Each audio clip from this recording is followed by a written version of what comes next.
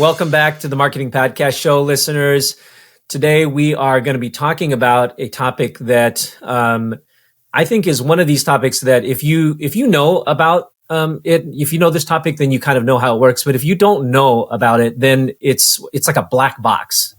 And the topic I'm talking about is paid search. And I think a lot of marketing topics are like that, right? Where you kind of know a little bit about it, but then some other areas of marketing just seem like a complete mystery. And for me, paid search is one of those. Like, what do you think, Barb? Don't you agree? Yeah, totally. When I actually came into a new company, one of the first things I'll do is really hire somebody to help with this because it's real expertise for sure. And not a lot of people can pick up media buying and paid search as easily as they may be able to pick up other aspects of marketing. And, marketing people are so creative that sometimes they create new terms and words for the same concepts, right? So sometimes that can be the case with paid search, SEM, right? And some other terms. So I'm excited today. We have an expert, Rob Bunting, that will come and discuss and help us understand all the terms we need to understand and really the mechanics behind how to do paid search the right way, because it can be super powerful tool, right, Rob? Absolutely. Yeah, absolutely. So Alec, Barb, thank you for having me here today.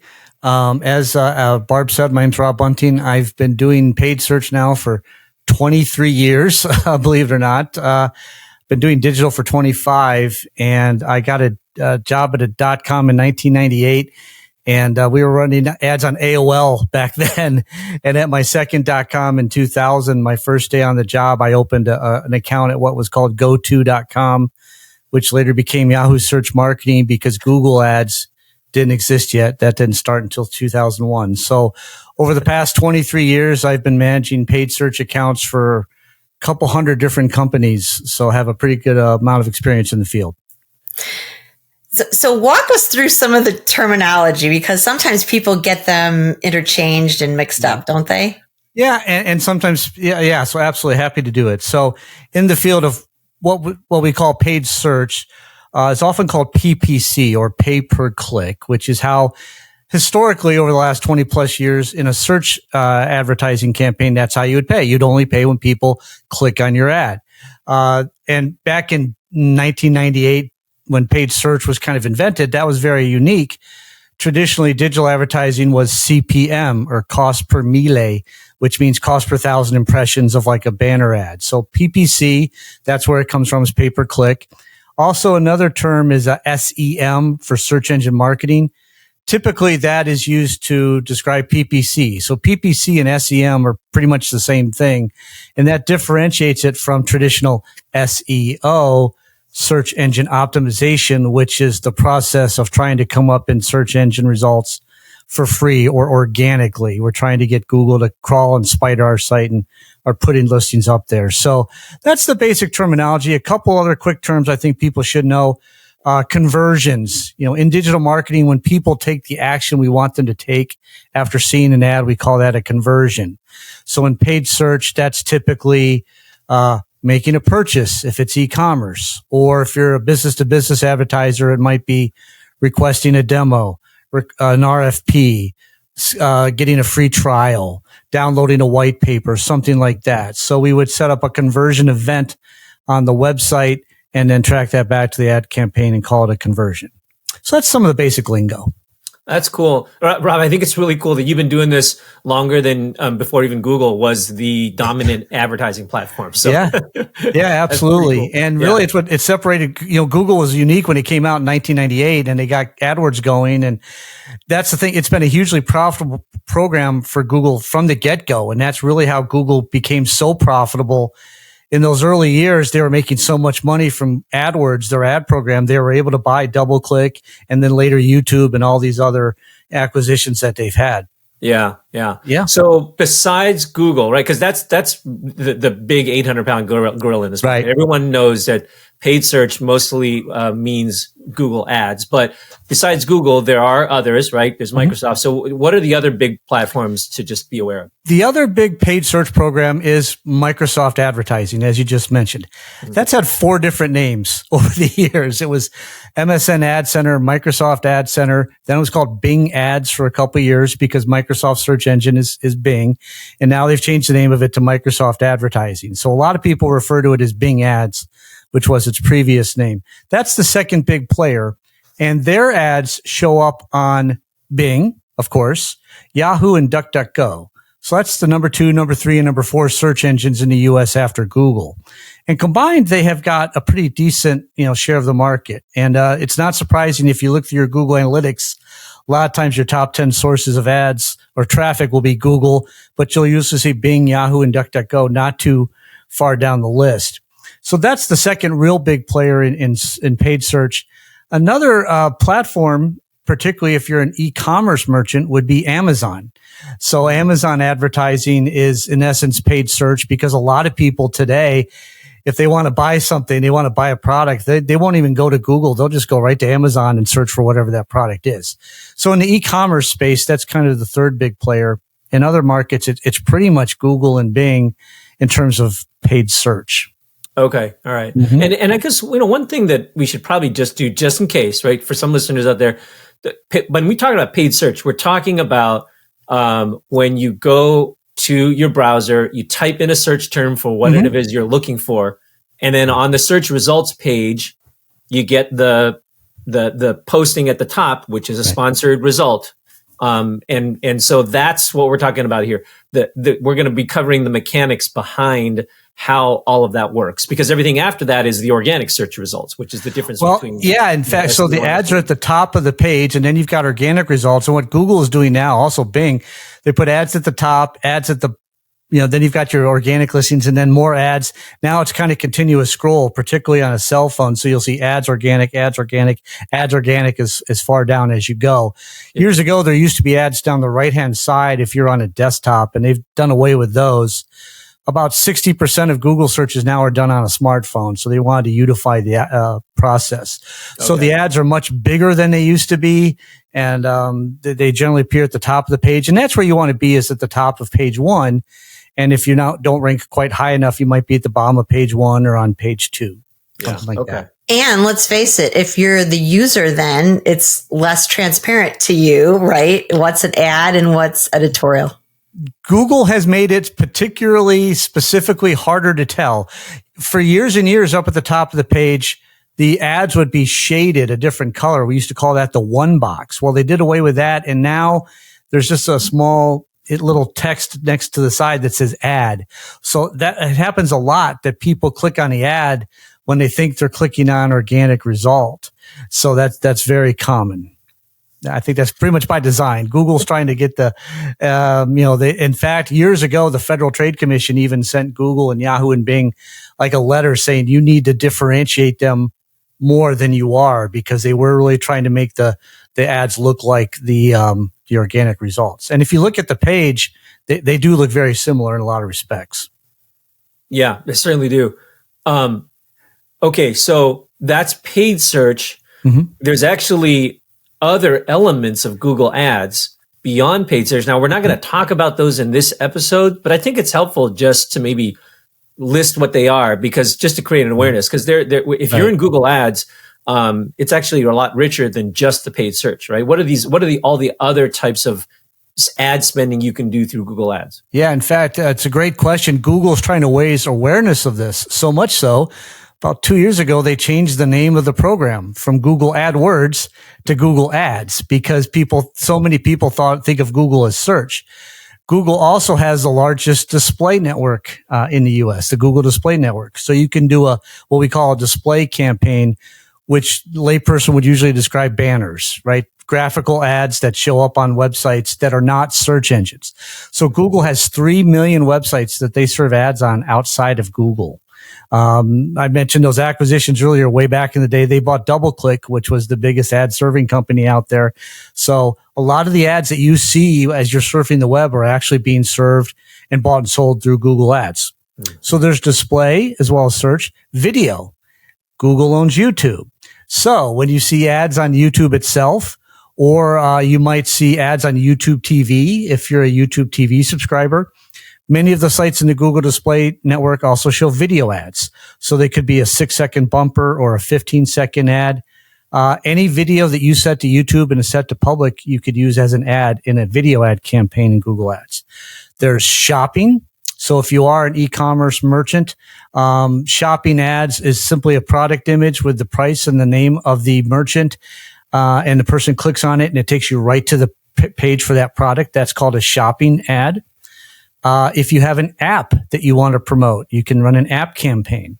There's a newer campaign that Google's pushing a lot called Performance Max, which gets you across all of Google's properties, all their search, display, video, everything. So that's the one that they're really pushing as kind of the default for larger advertisers now, called Performance Max.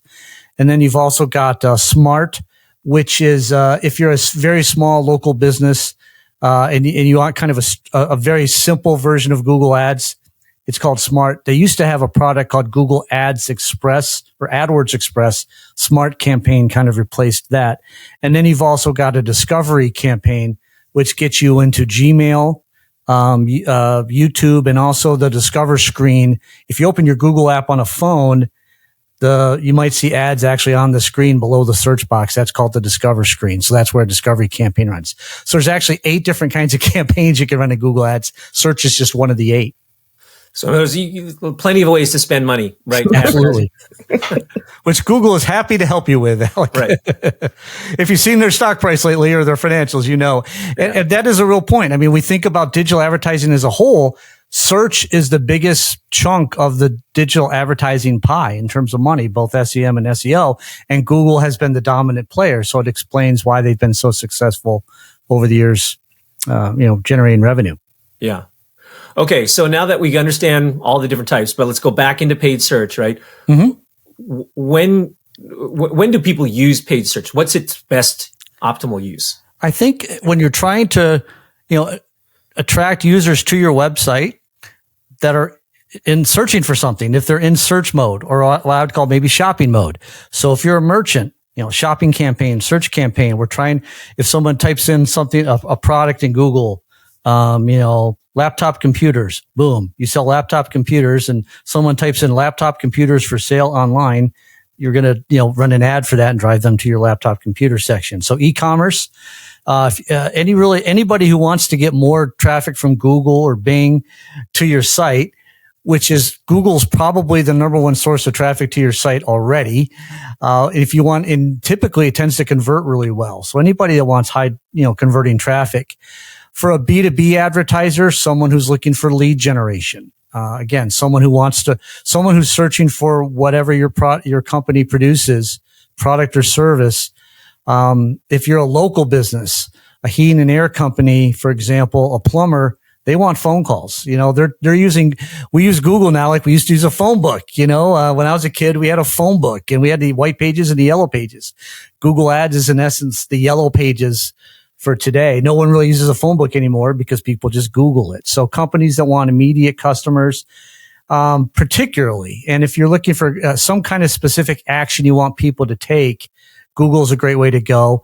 And since Google has replaced the phone book, if you want phone calls, Google is the way to do it. In Google, you can run ads that are what are called call ads that appear on cell phones. And instead of driving people to your website, the phone number is displayed, the person can touch it and call the business directly. So that's a typical use of Google search. So, Rob, you would say that this is more mid-low funnel, right? Because people are actually searching with intent for something typically. But if your budget allows and if it makes sense, it could be top of funnel. If you're trying to build awareness, a display campaign or a video campaign would be great. So, for example, I work with an agency here in Cincinnati that works with a restaurant chain, and we run 6-second and 15-second, the same commercials they run on TV. We run in a video campaign targeted to each of their restaurants, a radius around each restaurant. So that's awareness. Search, as we're trying to focus on today, would mostly be mid to bottom funnel, but you could, depending on the keyword in the ad copy, could be a little more top of funnel too. If you're a software as a service company, for example, maybe you'd want to promote a white paper or have people sign up for a webinar for people that are just kind of top of funnel. Maybe you want to run on the names of competitors of yours and have a comparison page of your product versus theirs for someone that's more bottom of the funnel, or if you're trying to, go up against someone that maybe is more well known than you. Rob, another thing that I think is a commonly held view is that paid search is a good way to jumpstart organic search. Do you agree? Like, what's your take on that? Absolutely. I would, one of the things, unfortunately, that happened well over a decade ago now, it's actually been 11 years. There used to be organic keyword traffic in Google Analytics. Well, now there's not. So trying to figure out which actual keywords not only drive traffic to your website, but which ones convert to leads or customers. Mm-hmm. If you advertise in Google Ads, that helps to tell you, okay, here's the keywords that are converting really well. And now you can apply that to your organic efforts. So in other words, you might have a list of, say, your top 20 keywords, what you think are your top 20 keywords. Turns out a couple of those bring visitors to your site, but they don't become prospects or customers. Well, then stop optimizing for those. Optimize for the keywords that convert the best for you. Create more content for the words that convert the best for you. Another option with paid, two big advantages over organic is since you have a lot more control, you can help in other words, when I write an ad for a keyword for a client, I get to control what the ad says and where it goes. In organic, you're at Google's or Bing's mercy of what page shows up in the results for a certain keyword and what the snippet says. So with Google, you can control that, and then you can test, say, 3 different ads to determine what's the best messaging that's going to get people to convert for that certain keyword. And then once you've got that data, you can then pause, say, the 2 ads that don't convert as well, and then just run an ad with the best messaging. Now go back and optimize your landing page. Go back and optimize your snippet, maybe in the organic results, to try to optimize for that message that resonates with customers. So that, yes, you're paying for it. Free is free. We'll take all the free search traffic we can get, but if we can learn which keywords really get us prospects or customers, because that's what we really want, not just traffic, and to figure out what message works the best, that's a huge advantage of paid search. Okay, so I think what I'm hearing you say is that there's 2 big advantages of paid. One is that you have a lot more control over it, and 2, it's a good way to test what words or keywords are going to generate results. So, I know that you're a paid search consultant, so you do this for a living. But does it make sense then for people to maybe use paid search in the beginning and then maybe gradually phase it out once your organic results? Because on the flip side, based on what you're telling me, I could also see where you want to keep doing that because there are some ongoing benefits. Sure. I guess, what do you see clients do? I guess couple of thoughts. If you, as we mentioned earlier, the ads are at the top of the page. Yeah. So if someone says, "Well, I already come up number 1 organically for that keyword, I'm not going to advertise on it." Yeah. Okay. Well, guess what? Maybe your 4 biggest competitors are all advertising on that word, and their listing shows up before your number 1 organic listing. So the question becomes, okay, if that key, and you're telling me that keyword is really effective for you, I want to be number 1. I don't want to be number 5. Okay. And I don't, right? And if I get the way I would look at it is an incremental lift. If someone just says, we don't have money, or we're just going to choose not to do paid right now, we'll just take whatever we can get from organic. Okay, great. But if you could get 20%, 50%, 100 more visitors to your website from that keyword by advertising as well, that's an opportunity. I use the analogy of a fruit tree. I grew up in Florida. We had orange tree in the backyard. I can reach an orange tree can be 20 feet tall. And if you only reach the oranges you can reach, you're leaving a lot of oranges on the tree.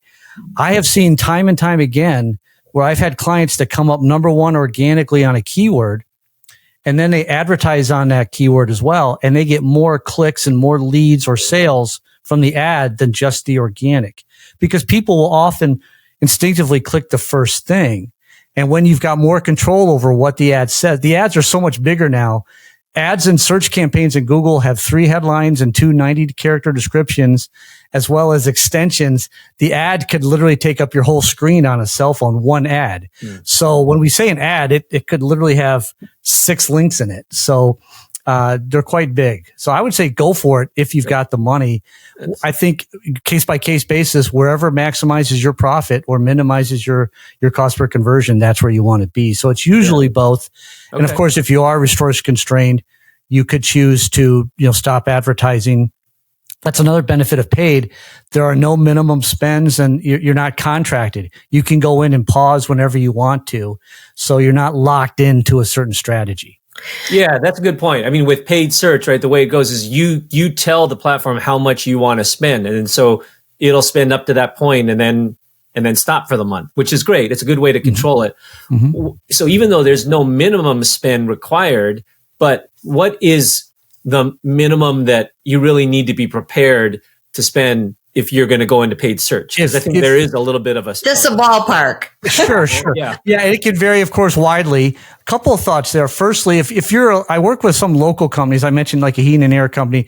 I've got some clients that are spending $1,000 a month or $1,500 a month. If they're just in Cincinnati where I am and they just want target people in their city, that could make sense. If you're targeting nationally, typically I would say a ballpark $3,000, $4,000, something like that. It all comes down to the size of your audience and the keywords that you want to advertise with. So in Google, there's actually a keyword planner tool. You can put in a bunch of keywords and the geographic area you want to target, and it will tell you how many people search those keywords in that area in a given month and what the estimated cost per clicks will be, and that can help you determine a budget. Okay. So I would usually say at least $1,000-ish if you're a small business. If you're national, it could be $3,000, $10,000, $20,000, $30,000. So there's tools in Google keyword tool that you can use. Also, there are a couple services that track spending in paid search that I incorporate for my clients, so I can look up and I can tell my clients a ballpark estimate of what their competitors are spending and what keywords they're running on. So if someone tells me, well, our key competitors are company X, company Y, and company Z, and then I go look up at what X, Y, and Z are paying, and then I can tell the client, well, if you're trying to take market share from these three, here's the area where you probably can expect to pay for spend. Okay. And what are those services? There's a couple different services. One's called Spyfu, SPYFU.com. And you can do a couple free searches a day on Spyfu. Even if you don't have a paid account. I think a paid account costs several $100s a year. I used to have one. I don't have one anymore because the other service I use is called SERanking.com, which is an paid SEO tool and PPC tool. So I use that one for my clients for competitive research. In Google Ads itself, there's also a feature called the Auction Insights tool, which will show you what websites you're going up against and how often they outrank you or you outrank them and how often you overlap. So those tools can kind of help you see where you fit into the competitive marketplace. That's helpful. Mm-hmm. Okay, so that's how much you spend on the actual ad spend. What about, a lot of times you're hiring an agency, right? How much are you typically going to be, looking at for the agency to do the work for you? So most medium and larger size companies, which be the ones that would typically hire an agency, typical going rate is around 10% to 15% of ad spend. Most agencies have a minimum where, for example, many PPC agencies, you'll say, we have a minimum monthly spend of $10,000. So then if someone is spending $20,000, 10% of that would be $2,000. So the agency fee would be $2,000, for example. Particularly the larger agencies have a minimum in that realm, 5,000, 750, 7,500 rather, 10,000, something like that. And sometimes local, some agencies are a little lower, but typically most agencies charge several $100s and up per month just for reporting and management. And then the ad spend typically goes just to Google or Microsoft. Okay.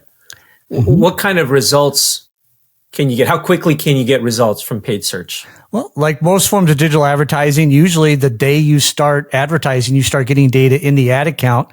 And if you're using Google Analytics or some kind of CRM system, you should start getting data immediately.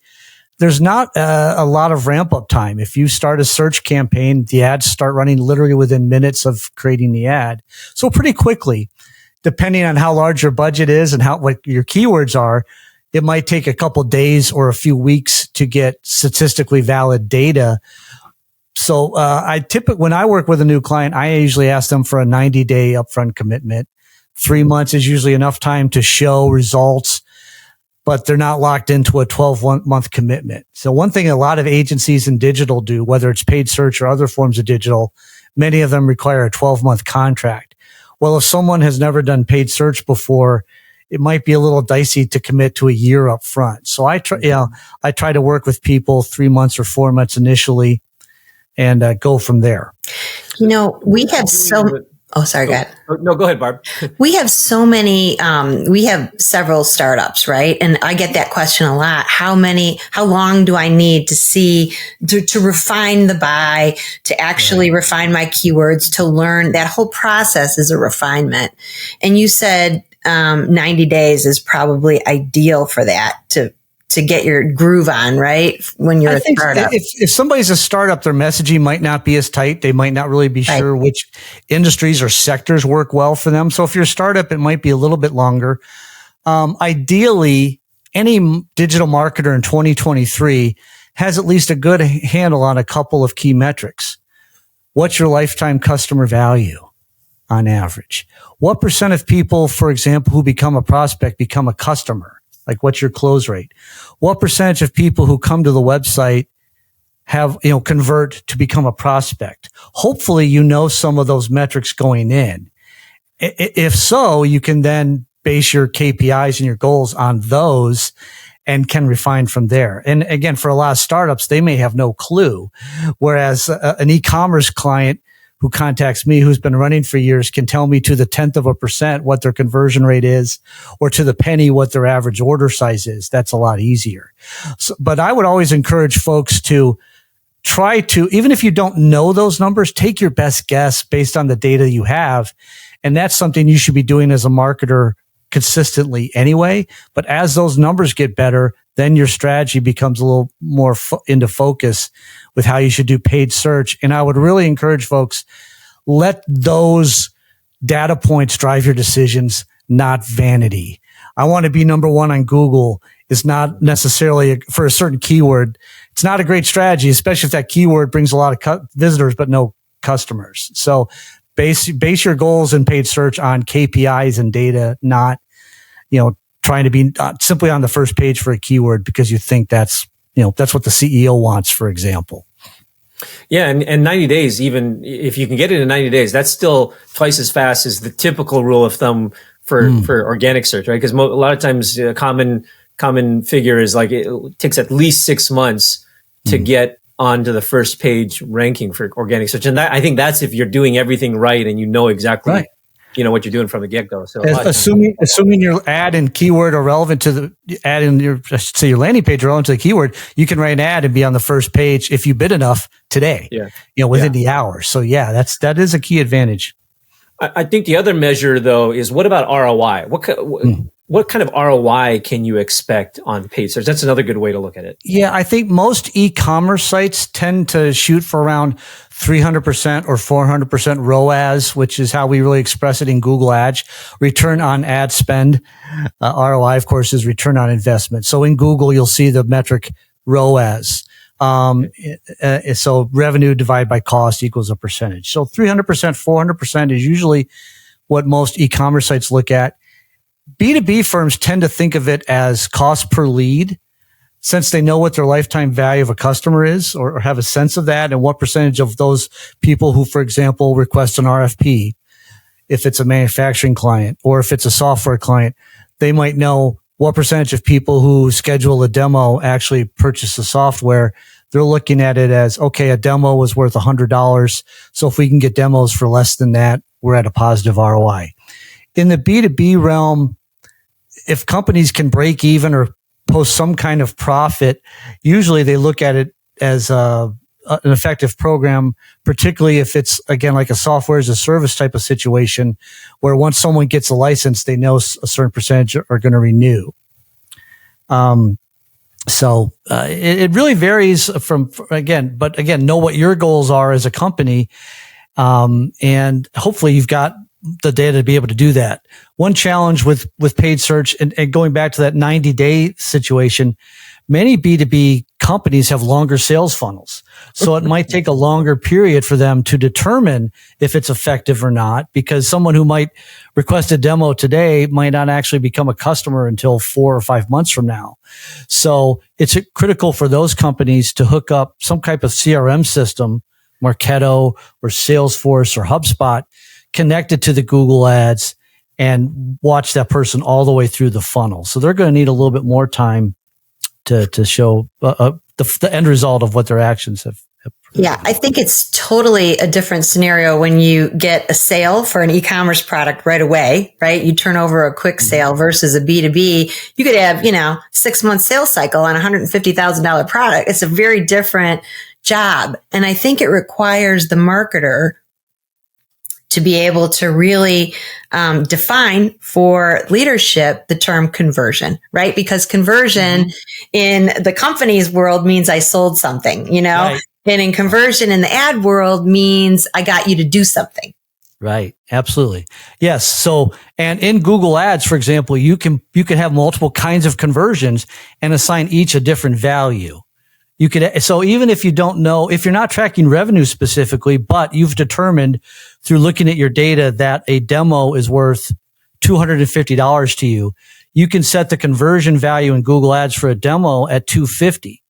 Whereas if someone signs up for a free trial of your software and you've determined that is on average $500 worth of revenue to you, ultimately, you could then set the conversion value of that action in Google Ads as $500. And so in that way, you can kind of approximate what your actual revenue is. And that helps you in that regard. Now, if you do that, does the Google algorithm take that into consideration when it's figuring out which ads to serve and how? It can. In Google Ads, we've talked about PPC or pay per click.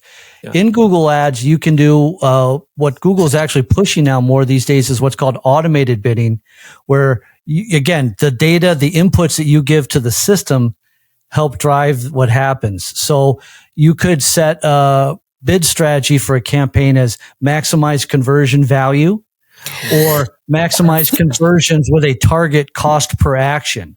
So in the case of a demo campaign, if a demo is worth $250 to you, I could go in and do a search campaign and say, Google, my bidding strategy for this is I want to have a target cost per action of a demo of $250. And then Google's going to automatically adjust my bids for the various keywords and ads to get me as many conversions as I can at that target CPA or cost per action. Okay. So again, yes, that if you give it the right data, the system can do that for you.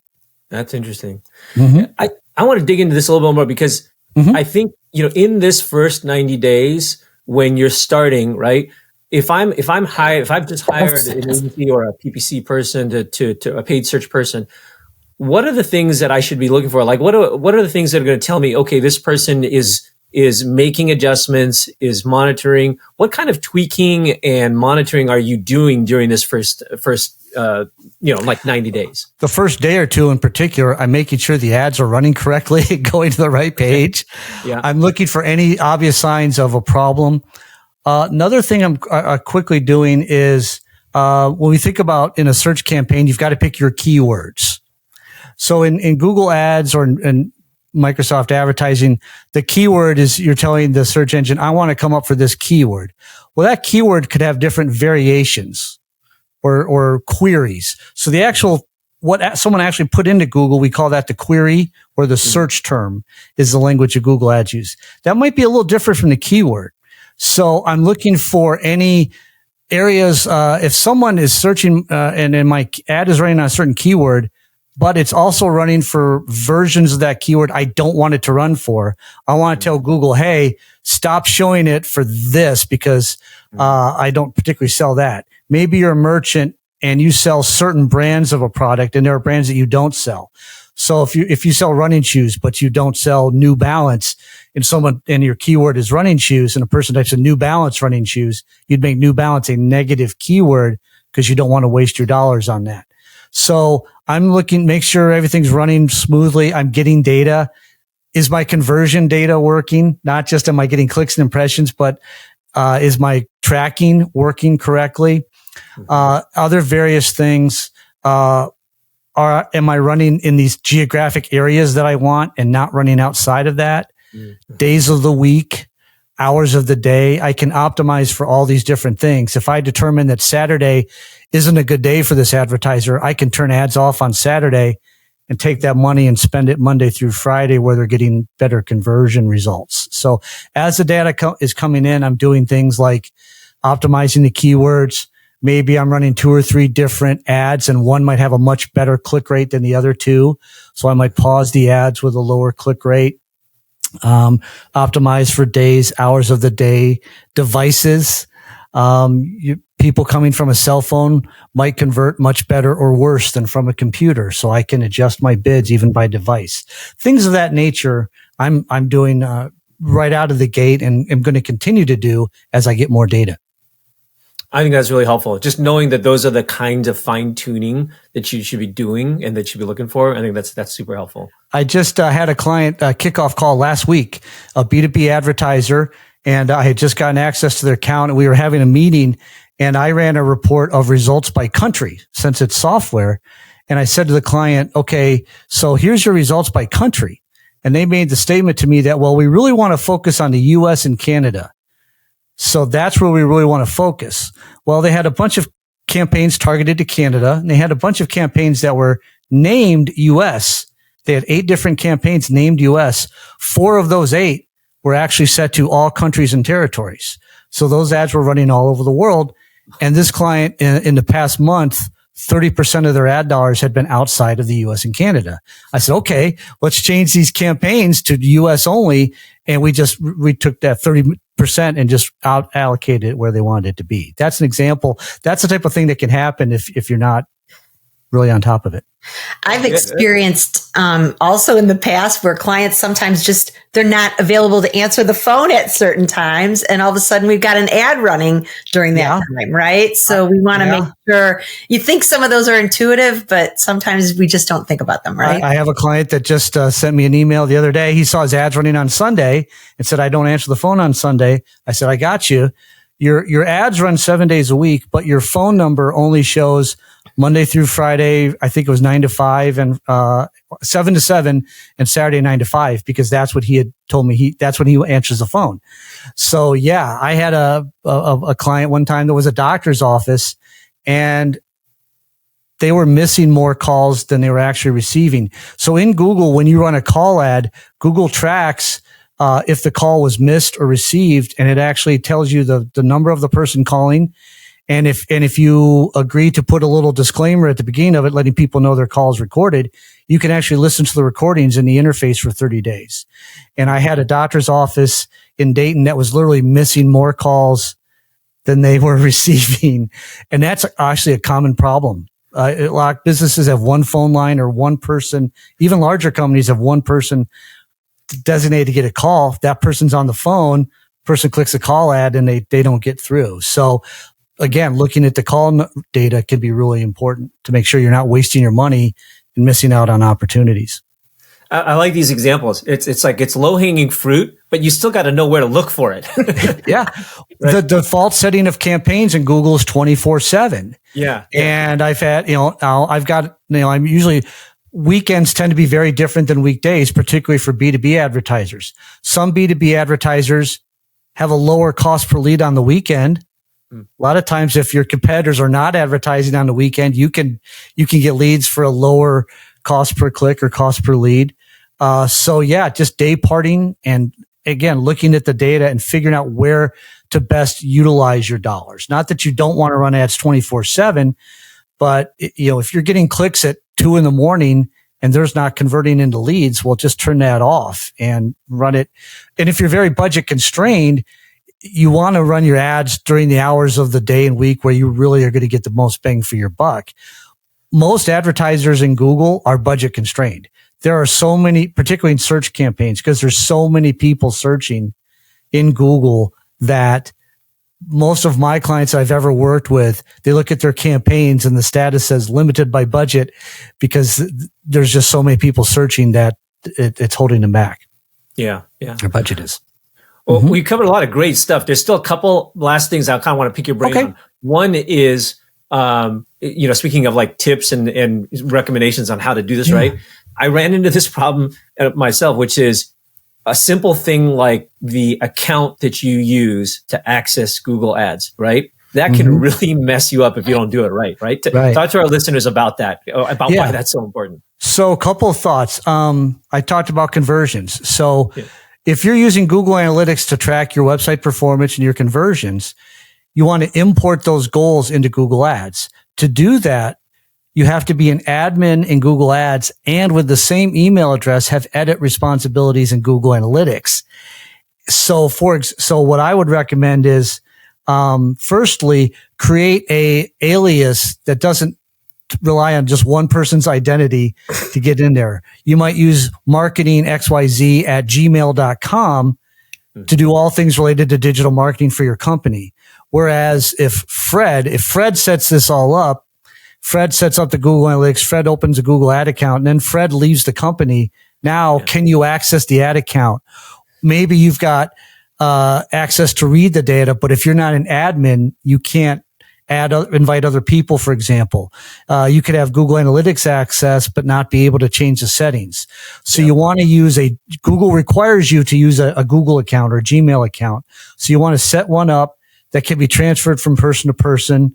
You probably want to have at least 2 people with admin access in Google Ads and in Google Analytics in case one person becomes indisposed or leaves the company. You're not stuck starting over and being able to manage the account. It happens a lot where I get calls from people saying, hey, I can't do this. And then I look, it's like, well, you don't have the permissions in Google Analytics to change that, or you don't have admin permissions in ads. So be sure to have at least 2 people with admin access and use a Google account that can go from person to person and isn't reliant on just this one is notorious, right? For startups, especially, right? Because you've got this one person who's managing this and all of a sudden this person leaves and you're in that space. I've had it several times.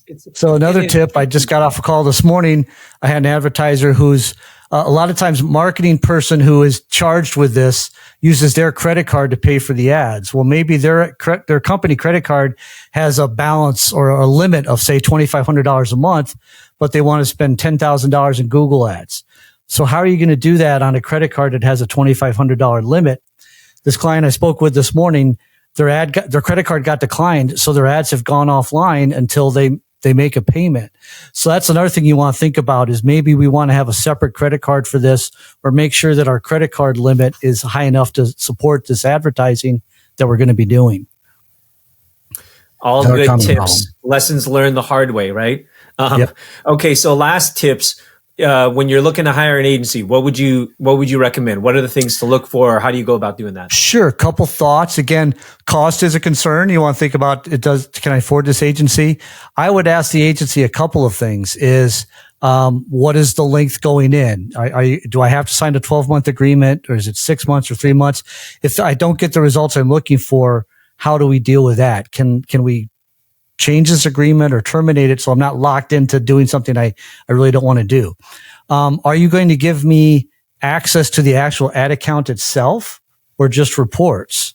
The question there becomes, if I hire your agency to manage paid search on our behalf, are we going to have access to the actual ad account? And if we decide we don't want to work with you anymore, can we therefore then take over the account? I've had numerous cases where I started working with somebody that was already working with another agency. Once they told the other agency, we don't want to work with you anymore, that agency cut off their access to that ad account and I had to open a whole new account. So all that data is gone and I had to, you couldn't really learn from it. So that's a big one. I'd also ask, not only your agency, but who's going to be managing my actual account? Are you able to tell me how much experience they have? What's their name? Where are they located? And am I going to be able to speak with that person, or am I only going to be able to talk to my ad rep? So if they can't tell you who's even going to manage your account, the agency may have been around for 20 years, but maybe they give you to a junior person who they just hired as an intern working overseas. A lot of pay-per-click, and someone could be anywhere in the world, but there's issues there of, does the person understand your business really well, and can they answer your questions if you have any down the road? So that'd be a few questions I would ask. Great suggestions. Mm-hmm. There's been a lot covered. I think for me, the big takeaways, remember, paid search is just one of several digital ad techniques. So there's a lot more to it. And we've only talked about that one here. So maybe we'll have to dig into all these other ones on another episode. It's really good for driving high intent traffic to your website, especially if you're e-commerce. But I think the other cool thing that I forgot about too is that it's not just paid search. It can also be phone call results, right? So you can drive phone calls. So I think that's pretty cool. Mm-hmm. Great way to jumpstart organic search. But as you illustrated, there's actually it makes a lot of sense to continue using it in conjunction with organic search. So you can totally own the top spot, both organically and paid. So I think there's a lot of merit in that. I like that. Got to spend at least, if you're national, right? Got to be willing to spend at least a few thousand just on the ad spend part, plus another 10 or 15% for the agency. And then the last one, control your Google ad account. That's Barbie. We've run into that so many times. Yeah. It's I think I would add, manage your spend on these keywords, right? Because, I've been in a space too where people want to jump to buying the category versus buying something specific, right? If you buy hearing aids as an example, it might be a really expensive search term, right? Versus a kind that you're looking for or something more specific that might be more specific to your business and be able to manage your cost effectively. Absolutely. Keep your goals in mind. I want to be number one on Google. Might sound great, but a couple of things to consider there. I would, in the land of paid search, that number one ad spot might literally be 2 or 3 or 4 times more than to be the third or fourth ad spot. Mm-hmm. So I would say, would you rather be number one on that keyword for an hour a day, or would you rather be the number 3 or number 4 ad all day? Mm-hmm. And would you rather pay X per click or 1/3 of X? And think, a lot of times people think if I'm number one, I'm going to get the most clicks. Not if you're paying 3 or 4 times as much as you could pay to be in that third or fourth spot. It's called math. So instead of trying, and Google, again, it's an auction and Google's the auctioneer. So Google wants everybody to pay and, you want to be number one. Oh, Barb, don't let your competitor outbid you. And, right. And that's one area where people get caught up is even Google will recommend, hey, Barb, you could get more clicks if you double your bid from $3 a click to $6 a click. But then you think about it, well, I'm already hitting my daily budget. So if I start paying twice as much per click, I'm actually going to get fewer clicks. They don't say that to you. It's all, you want to be number one. So the last thing is check your ego at the door, right? Check your ego at the door. And again, base your business on data. Right. Be a digital marketer and think digitally. Try not to let your ego get the best of you, for sure. Rob, where can people go if they want to get in touch with you or talk with you more about stuff? Okay. You can find me online.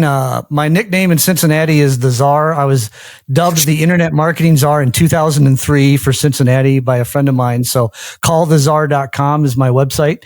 My agency is called Cincinnati iMarketing Group. My number is 937-694-8501. And that's my cell number. You can use it. RobBunting at gmail.com. Again, that's the Gmail that I use for everything.